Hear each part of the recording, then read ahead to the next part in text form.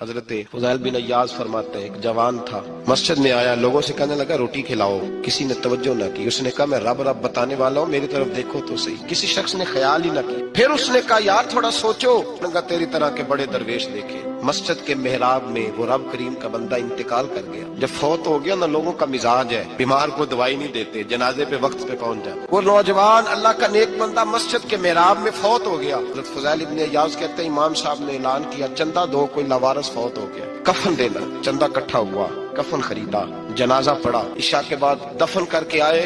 فجر کی نماز کے لیے جب امام اور مؤذن مسجد میں آئے تو چیخے مارنے لگے، دور دور تک آوازیں پھیل گئی، دنیا دوڑی آئی، کیا ہوا؟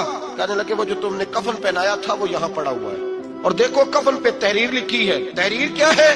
عرش کے مالک نے فرمایا میرے دوست نے روٹی مانگی تم نے دی نہیں، اور میرا یار تمہارے کفن کا محتاج تھا، سنبھال کے رکھو اپنا کفن، میں نے اسے جنت کا لباس عطا فرما دیا۔